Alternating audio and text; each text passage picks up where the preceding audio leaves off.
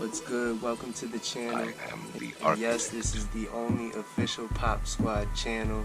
Pop Squad HQ legit. Let's get into some of these questions.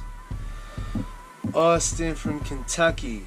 Does it ever get discouraging at times? And if so, what do you do to fight the discouragement? Austin, thank you for checking in. I guess the simplest way to put it without trying to sound any type of like cocky or anything like that is just if I let discouragement be a factor at all, then Pop Squad wouldn't exist. I wouldn't even say I get discouraged. It's just things that are annoying or, are challenges. And I'm always up for challenges. Sam from New Jersey.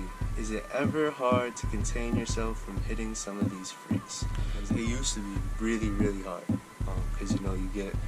It's one thing to watch the videos from your guys' point of view, right? And be like, oh, well, if they were in front of me, I would do this and I would do that. When you're actually there, it's a whole nother world. And then when you're the person that they were actually talking to, and then they're standing in front of you, it used to be extremely challenging. The reason why it's not anymore is obviously once you do something so many times, you find ways to cope with it. As you guys all see, I found my way to cope with it with wit. I chip away at them in a constructive, strategic, yet comical fashion. I don't mean to be comical, but my natural wit is how I stop from doing other things. Joanna from Oregon. What's your favorite part of exposing these creeps? The actual work, the children you protect, the fans, or something else?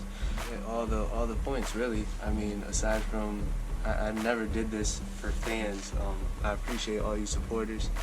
As far as my favorite part, I would have to say the main thing that made me continue is hearing from survivors. I talk to survivors every day when they share how it makes them feel to watch these guys get put on the spot and not just berated like some of the other people trying to do this do, but really in an impactful manner. It's therapeutic for them. When I first started, I didn't think from that angle at all, and when I heard that, I was like, okay, I need to really buckle down and get a perfect approach to make this as impactful as possible. DHX Hiri. Sorry if I massacred your name, but thank you for checking in from the UAE. If you could convey a message out to the youth right now, what would it be? I would say have open line communication with your parents, and if not your parents, your parental guardian. It's important to talk. That's really the main thing. I tell parents the same thing. An open line of communication, that's the best way that you could prevent any of this stuff from happening. But definitely an open line of communication from both ends.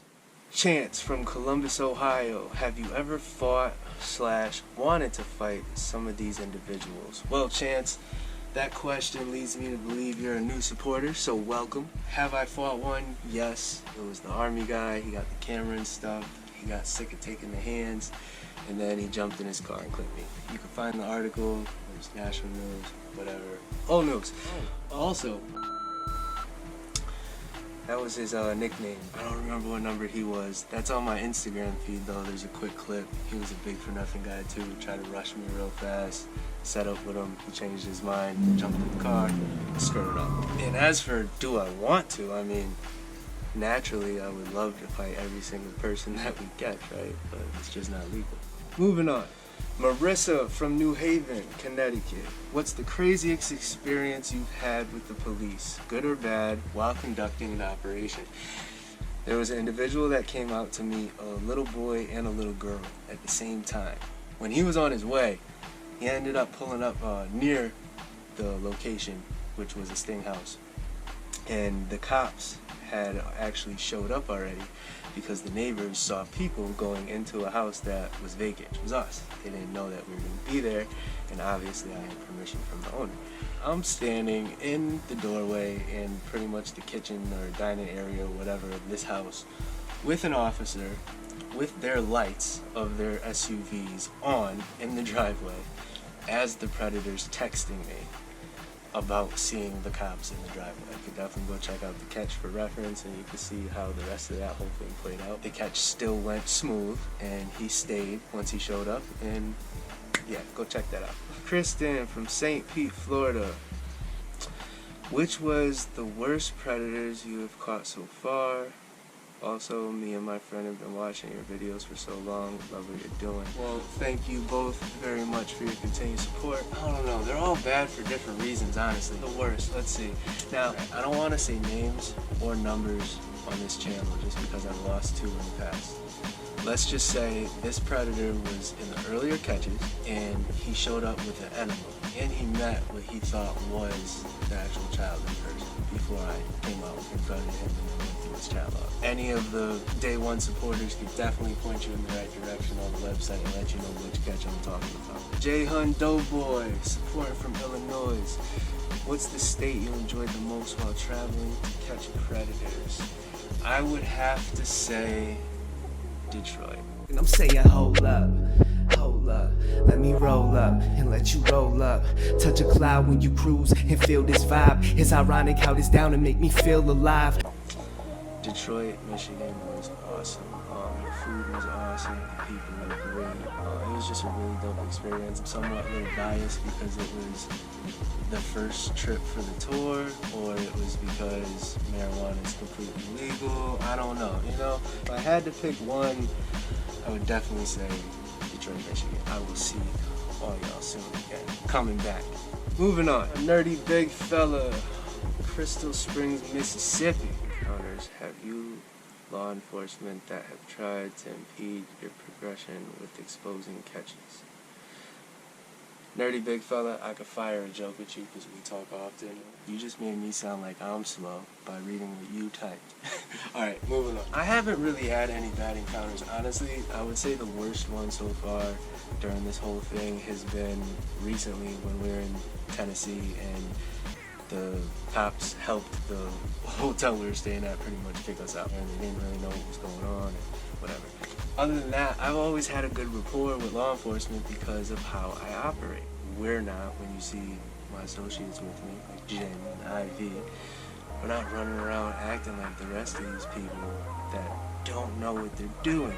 We're not going to talk about that right now. The Jackster 414, support from Virginia.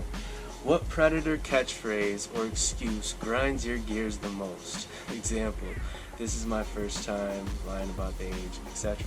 At this point, I don't really have any that grind my gears because I really expect everything that they say. You talk to so many of these people, you start seeing, like, let's just say there's 5 different types, right? You'd be like, oh, okay, well, that's type 1, so you're going to have to move at this speed and talk like this, or this is type 2, he's going to be out here within the hour, and things like that. Gray Fox Leon, I hope I said your name right, brother. This should be a fun one, seeing as you're an MMA fan. If you could have one fighter tag along with you, who would it be and why? Who would I want to tag team with and play tug of war with a predator? I would have to say Izzy. I mean, right? Why not? Stylebender? That would be the best. That would be really fun. And that would be why. It would be really entertaining. Talk about a world star video. Could you imagine Israel Adesanya, Stylebender, coming on to catch? Moving on. And the last question from Egyptian Dude. And you would have to ask something like this, wouldn't you? Did I get the Popeyes sandwich? No, bro. So we're going to be going through those vibe questions. I don't know if I'm going to do them once a week. I don't know if I'm going to do them twice a month. I don't know. You guys tell me. Anytime I post up on my Instagram, go ahead, throw your question up there. If I didn't get to it this time, I'm sorry. Definitely going to try to get to all of them eventually. I got some big things coming up for 2020. Got the podcast that's about to start. You're going to see a lot of dope content on there with Ivy. Me and Jen are going to be getting back on the road really, really soon. You know, we got holidays coming up and all that. So once all that stuff calms down, it's going to be back to round-the-clock catches. Help us out by getting rid of all these fakes, too. The supporting channels that put the links up to the website and the Facebook, and they're clearly true supporters, I thank you very much, and keep doing what you do. Feel free to steal all of my content from the website, the catch videos, and put them up there. I like that. But for y'all out there that are trying to take credit and actually act like you're me on comments and responding to people and taking donations, this is the year that I'm going to shut down your YouTube channel. So anytime, as a supporter, I'm asking you guys to help us. Anytime you see a fake channel and they're actually trying to impersonate, or they're trying to take credit, or they're trying to take money, flag their channel, flag the videos. Okay, we have plenty of people that are actually supporting and genuinely putting up the content. So that's fine. But for all the others, I'm gonna need your guys' help to get rid of all the fraudulent ones. Alright? See y'all soon. This is not the first person to be caught by POPsquad, leading to an investigation by a police department. All caught by POPsquad, which stands for Prey on Predators.